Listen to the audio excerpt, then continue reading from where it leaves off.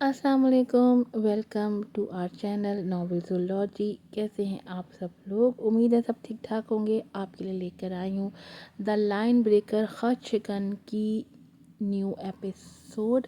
Last episode में long awaited माफ़ी जो है ना योशे ने मांगी थी नीमल से, जिसको सुनने के बाद काफ़ी लोगों के दिलों में ठंड पड़ गई थी, वरना तो इतने मैसेजेस थे मेरे लिए। योशे के बिहेवियर को लेके लोग मुझे ऐसे क्रिटिसाइज़ कर रहे थे जैसे वो सारे गुनाह, वो सारी गलतियाँ मैंने की हूँ। लेकिन बहरहाल मैं पहले भी बहुत बार बता चुकी हूँ और कल भी सबने यही लिखा। मैं दोबारा कह रही हूँ, प्लीज़ आप लोग वीडियो को लाजमी शुरू से सुना करें ताकि आपको पता चले कि आपको क्या बताया जा रहा है। मैंने पहले भी आपको बताया कि मेरा मोबाइल एक पुराना सा मोबाइल है जिसमें 15 मिनट से ज़्यादा बड़ी एपिसोड सेव नहीं होती। ये 15 मिनट की एपिसोड भी 3 से 4 जीबी की बनती है। इतनी मोबाइल में स्पेस नहीं है मेरे, जिसकी वजह से मैं बस 15 मिनट की एपिसोड बना सकती हूँ। आपको पता है मैं जो 30 मिनट की एपिसोड बना रही थी वो कितनी मुश्किल से बना रही थी। 15-15 मिनट की 2 एपिसोड बनाने के बाद सारा मोबाइल से डाटा डिलीट करने के बाद दूसरे ऐप में उन दोनों को जोड़ती थी, फिर दोबारा से मोबाइल में डाउनलोड करने के बाद उसको री अपलोड कर दी थी यूट्यूब के ऊपर, और ये सारा प्रोसेस मेरे 6 घंटे ले जाता था। मैं सो नहीं पा रही थी, थ्री आवर्स की सिर्फ नींद मिल रही थी क्योंकि सारी एपिसोड्स बनाना लगाना, इसलिए मैं इतनी ज़्यादा एग्जॉस्ट हो चुकी थी कि मैं बीमार पड़ गई थी। फिर मेरा दिमाग थकने लगा था, सर दर्द रहने लगी थी, इसलिए फिर मैंने सोचा कि नहीं, ये बहुत मेरे लिए बर्डन हो रहा है, बहुत ज़्यादा हो रहा है। इसलिए मैंने जो है ना फिर ये फ़ैसला किया कि मैं सिर्फ 15 मिनट की एक एपिसोड लगाऊंगी तमाम नॉवेल्स की। तो अब आपको जवाब मिल गया होगा। अब अगर किसी ने लिखा ना एपिसोड छोटी है तो मैंने डंडा उठा लेना, डंडा बता रही हूँ मैं।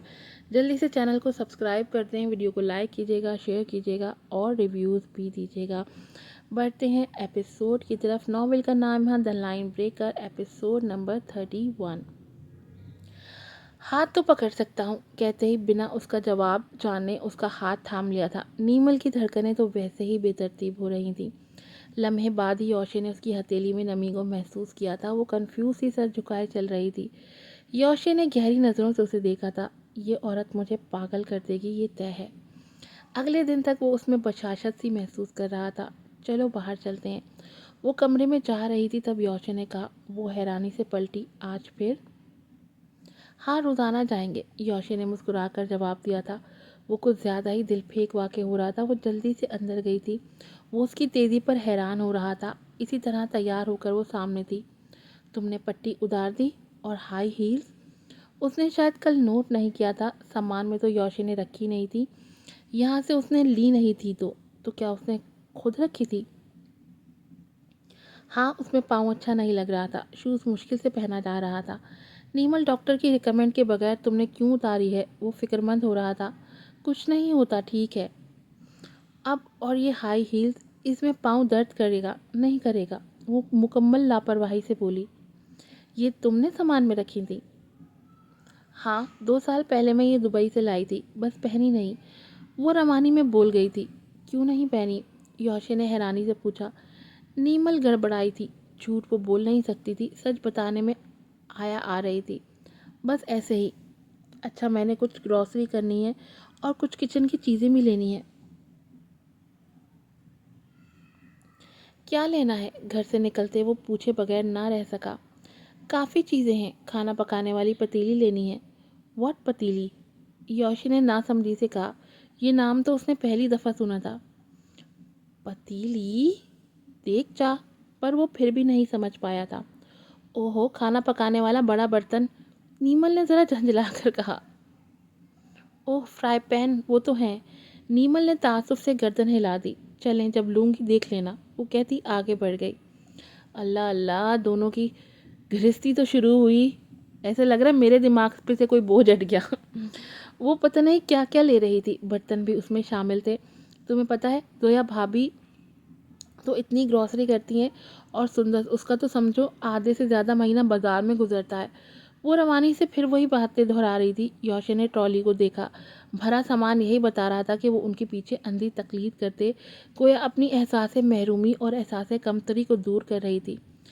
لگتا ہے ایک دفعہ طریقے سے سمجھانا پڑے گا، یہی سوچتے اس نے گاڑی میں سامان رکھا۔ وہ گھر پہنچ چکے تھے۔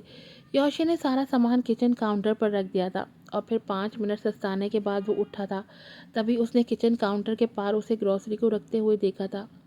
نیمل، صبح کر لینا۔ نہیں، میں کر رہی ہوں، یہ کہتے پھر سے وہ اپنے کام میں لگ گئی تھی۔ وہ پھر اسے آگے سے کچھ کہے بغیر اسٹڈی میں آ گیا تھا۔ اگلے 3 دن اس کے لیے اہم تھے۔ اس کی اپنی ڈیزائن کردہ گاڑی کا پروموشن تھا جو ان کی آٹو کمپنی کئی سالوں بعد نیا کار ڈیزائن لانچ کر رہی تھی۔ کام کے دوران کچھ انرجی ڈرنک کی طلب میں وہ باہر آیا تھا۔ وہ تب بھی چیزیں سمیٹ رہی تھی، تقریباً وہ ساری چیزیں رکھ چکی تھی۔ نیمل، باقی کا کام صبح کر لینا، تھک جاؤ گی، وہ کچن میں آتے بولا۔ وہ اپنے انہماک میں چونکی۔ صبح تک کاؤنٹر میسی رہے گا، بس یہ تھوڑا سا ہے، میں کر لوں گی۔ وہ خاموشی سے پلٹ گیا۔ لاؤنج سے گزرتے اس نے سرسری سا اس کو مڑ کر دیکھا۔ وہ ہر چیز سے بے نیاز اپنے کام میں لگی۔ کارن فلیکس کا جار بھرتے اس کے چہرے پر ایسا سکون تھا جو یوشی نے پہلے کبھی نہیں دیکھا تھا۔ وہ سوچ میں تھا کہ آخر یہ جار اسے کون سی خوشی دے رہے تھے۔ وہ بھی ہر چیز سے بے نیاز یکٹک اسے ہی دیکھتا رہ گیا تھا۔ میرے ساتھ شہر سے باہر چلو گی؟ کمرے میں آتے ہی یوشی نے اسے پوچھا۔ وہ حیران ہوتی اس کی طرف دیکھنے لگی، پر اس بات نے اسے اندر تک خوش کر دیا تھا۔ ہاں، کب جانا ہے؟ اس نے مسکرا کر پوچھا۔ کل صبح، پرسوں رات تک واپسی۔ کل صبح؟ اور تم مجھے اب بتا رہے ہو؟ تیاری کیسے ہوگی؟ پیکنگ کب کروں گی؟ وہ بے حد پریشانی لیے کہہ رہی تھی۔ اب بتا تو دیا ہے، کم از کم میرے ہوتے ہوئے پیکنگ کے معاملے میں تو تمہیں پریشان نہیں ہونا چاہیے۔ یہ کہتے اس نے الماری سے درمیانے سائز کا لگیج نکالا۔ اسے پوچھے بغیر ہینگ کیے 2 سوٹ رکھے، پھر فلیٹ شوز نکال کر رکھے۔ نیمل غور سے دیکھ رہی تھی۔ نہیں، یہ نہیں، یہ والا رکھو۔ نیمل نے جھٹ سے آگے بڑھ کر الماری کے پاس پڑے ہائی ہیل شوز اسے پکڑاتے کہا۔ یوشی نے اس کے ہاتھ سے شوز لیا اور پھر اسے دیکھا۔ مانا میری جان، یہ شوز آپ کو بے حد پسند ہے، اور اتنے پسند ہونے کے باوجود بھی صرف میرے سامنے پہننے کے لیے ان کو 2 سال کی زحمت کروائی ہے۔ تھوڑی سی زحمت ان کو اور سہ لینے دو، پاؤں ٹھیک ہوتے ہی پہن لینا۔ وہ کچھ زیادہ ہی شوق ہو رہا تھا۔ اس کی بات سنتے ہی نیمل ہونٹ کاٹنے لگی۔ میں نے یہ شوز اس کے سامنے پہننے تھے، اسے کیسے پتا چلا؟ وہ ذرا خجل سی ہو رہی تھی۔ نہیں، ایسی کوئی بات نہیں ہے۔ وہ اپنی چوری پکڑنے پر کنفیوز ہوتی ہلکا سا بوکھلاتے ہوئے پیچھے ہوئی۔ تبھی یوشی نے اس کا ہاتھ کھینچ کر اسے اپنے قریب کیا تھا۔ وہ یکدم گھبرائی تھی۔ اس کا چہرہ یکدم گرم ہو کر سرخ پڑ رہا تھا۔ وہ گہری نظروں سے اسے دیکھ رہا تھا، پہلی بار اس کے نقوش پر دھیان دے رہا تھا۔ ایک جذب سے یوشی نے اس کے سر پر بوسہ دے کر اسے اپنے سے الگ کیا تھا۔ ایسی ادائیں نہ دکھایا کرو لڑکی، ایسا نہ ہو کہ کسی دن یوشی ابراہیم اپنی جان سے ہی چلا جائے۔ اس کی بات پر وہ گہری نظروں سے اسے دیکھ رہی تھی۔ یقیناً یہ فلز اور لزیانا سے بھی ایسی ہی باتیں کرتا ہوگا، جبھی تو وہ اس پر فدا تھی۔ وہ ابھی بھی ماضی میں گھوم رہی تھی، خود کو خوار کر رہی تھی۔ اب وہ اسے نفرت نہیں کرتی تھی، لیکن محبت اب بھی وہ اس سے نہیں کرتی تھی۔ لیکن اس میں اب ایک تبدیلی ضرور آئی تھی۔ وہ اس کی باتوں پر اعتبار کرنے لگی تھی۔ اور اعتبار کا ٹوٹ جانا محبت کے ٹوٹ جانے سے زیادہ اذیتناک ہوتا ہے، کیونکہ محبت حرف آخر جذبہ نہیں، یہ پھر سے ہی ہو جاتی ہے، اور اگر اعتبار چلا جائے، انسان چاہ کر بھی دوسرے کی نظر میں وہ اپنا مقام نہیں بنا پاتا۔ وہ رچمنڈ ہیلڈ کے ایک ہوٹل میں تھے۔ آج یوشی کے لیے بڑا دن تھا۔ اس کی ڈیزائن کردہ کار مارکیٹ میں آنے والی تھی۔ اس تقریب میں مختلف ممالک سے آئی ہوئی کارز کی بھی پروموشن تھی۔ تقریباً 7 سال بعد اس کو پھر سے وہی موقع ملا تھا، لیکن اب وہ اس معاملے میں اتنا جذباتی نہیں تھا۔ ہر انسان کی زندگی میں ایک نہ ایک وقت ضرور آتا ہے جب آپ اپنی پوری ذہانت اور قابلیت، انتھک محنت کے باوجود وہ مقام حاصل نہیں کر پاتے جس کی تمنا کے لیے آپ دن رات ایک کر دیتے ہیں۔ یہیں آپ کو احساس ہوتا ہے کہ کوئی طاقت ہے جو آپ کو جکڑے ہوئے ہے۔ وہی طاقت آپ کو احساس دلاتی ہے کہ سب کچھ مل جانے کے بعد بھی آپ اس کے محتاج ہیں۔ اس کی مرضی کے بغیر آپ ایک قدم بھی ہل نہیں پائیں گے، آگے نہیں بڑھ پائیں گے، اور اسی راز کو یوشی نے جان لیا تھا۔ آج وہ فلپ اور اس کی کمپنی کو منہ کے بل گرا گیا تھا۔ پچھلے 7 سالوں کا دبا غصہ اور غم ختم ہو گیا تھا۔ اللہ نے اس معاملے میں اس کا بھرپور ساتھ دیا تھا۔ فلپ کی کمپنی کی مارکیٹنگ ویلیو ڈاؤن سے ڈاؤن ہوتی جا رہی تھی۔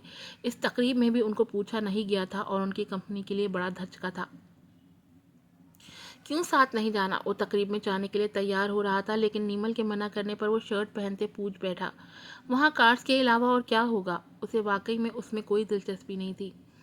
اب جو کام میں کرتا ہوں وہی تو تمہیں دکھاؤں گا، ویسے تمہیں دلچسپی کیوں نہیں ہے؟ وہ آستین کے کفس بند کرتے ہوئے پوچھنے لگا۔ اس میں دلچسپی لینے والی کیا بات ہے؟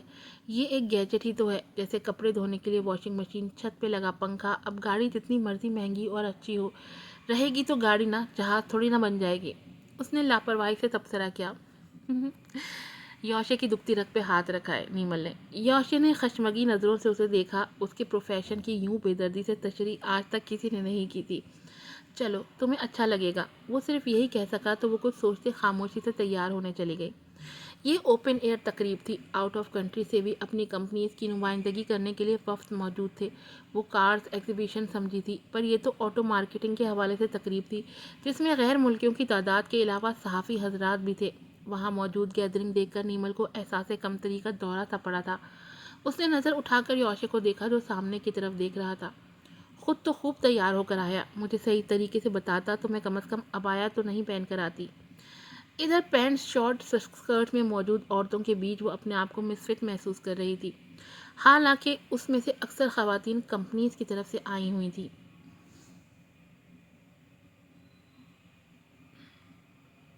تبھی صحافی کسی اور سے بات کرنے کے بعد ادھر آ گئے تھے۔ تصویریں اتر رہی تھیں، وہ ذرا پس منظر میں چلی گئی تھی۔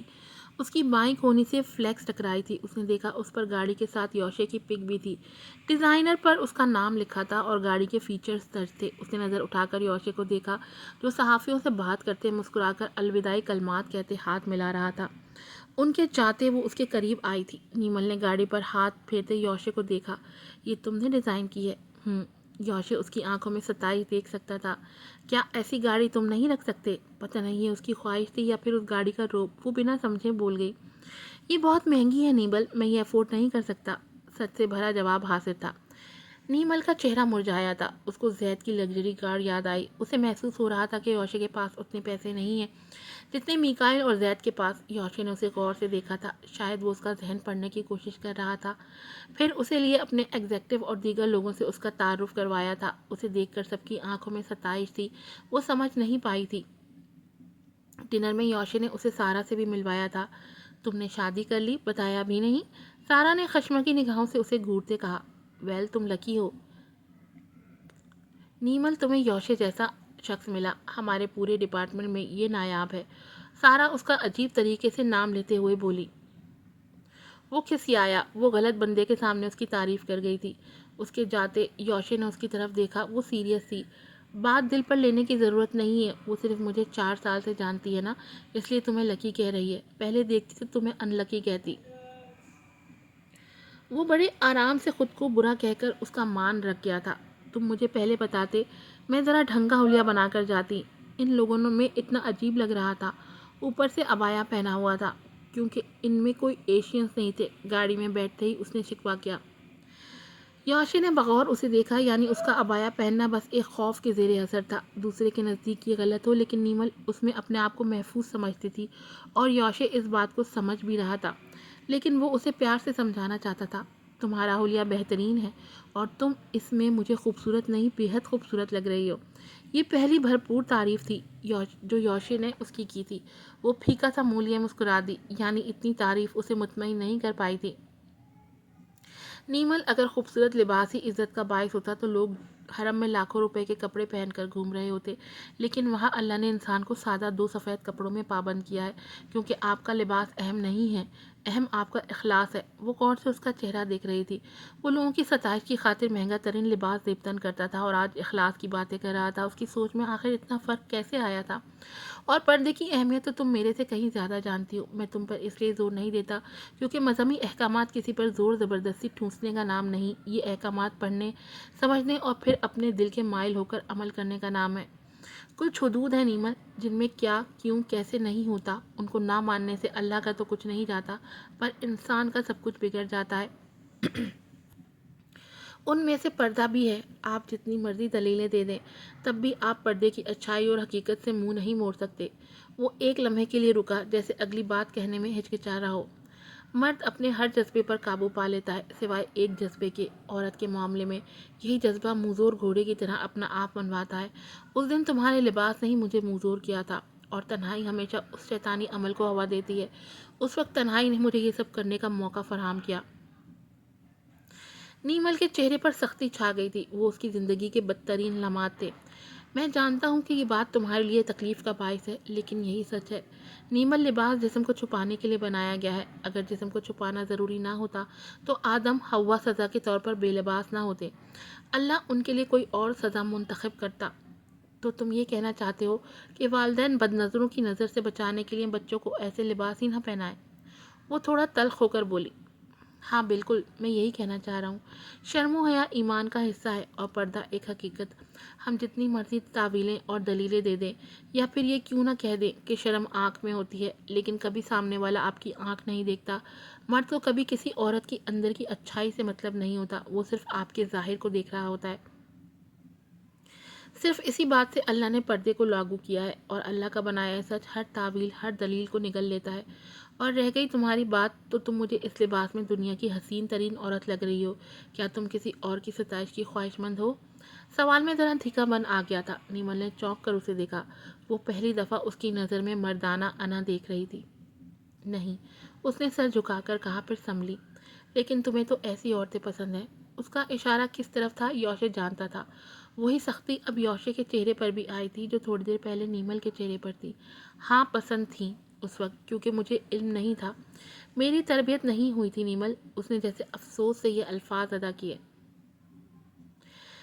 جس کی تربیت ہوئی ہو وہ ایک دفعہ یا دو دفعہ بہکے گا پر سنبھل جائے گا، اور جس کی تربیت ہی نہ ہوئی ہو، اس کو حرام حلال کا فرق ہی پتہ نہ ہو، تو وہ بگڑنے کے علاوہ اس کا حال کیا ہوگا۔ اچھی تربیت کے بغیر انسان حیوان ہے جو بنا سوچے حرام کھاتا ہے، حرام کرتا ہے اور اسی میں رہنا پسند کرتا ہے۔ اپنے ہی جیسے لوگ اسے اچھے لگتے ہیں، اور حرام وہ واحد عمل ہے جس سے دور رہنے کی ترغیب ہمارا دنیاوی علم نہیں دیتا۔ اس سے دور رہنے کی ترغیب صرف قرآن دیتا ہے۔ اس دنیا کی تعلیم نے مجھے زندگی گزارنے کا ہنر تو سکھایا، لیکن زندگی کو اللہ کی اطاعت میں رہ کر، اپنے آپ کو بیلنس میں رکھ کر زندگی کو جی لینا، یہ مجھے قرآن ہی نے سکھایا ہے۔ اور اب جب مجھے سمجھ آ گئی ہے تو وہ عورتیں اب مجھے پسند نہیں، مجھے تم پسند ہو۔ اس کھلے اظہار پر وہ جھیم سی گئی تھی، لیکن اگلا سوال جو نیمل نے داغا، کم از کم یوشے کے لیے اس کا جواب دینا آسان نہیں۔ تم واقعی میرے لکھے صرف ایک نوٹ کی وجہ سے بدل گئے ہو؟ وہ سوالیہ نظروں سے اسے دیکھ رہی تھی۔ یوشے اسے لمحے بت کی طرح بنا پلکے جھپکائے اسے دیکھتا رہ گیا تھا۔ وجہ وہ جانتا تھا، لیکن بتانے میں آر تھا۔ کوئی بھی اچھا مرد یہ بات تو کم از کم نہیں بتا سکتا تھا۔ اوکے، کہیں چلتے ہیں، ذرا بھاری باتیں ہو گئی ہیں۔ اس نے پل میں خود کو سنبھالتے ہلکے پھلکے انداز میں بات کا رخ دوسری طرف پھیر دیا تھا، تو وہ بھی مسکراتی تھی۔ اس کی کوئی بات غلط نہیں تھی، نیمل کے دل نے اعتراف کیا تھا۔ آج کی ایپیسوڈ یہیں پر ختم ہوتی ہے، اور کل میں اس کی ایپیسوڈ دن میں دوں گی، تو سمجھ لیں 2 ایپیسوڈ آپ کو بیک ٹو بیک مل جائیں گی۔ پھر ملوں گی آپ سے نئی ایپیسوڈ کے ساتھ۔ السلام علیکم۔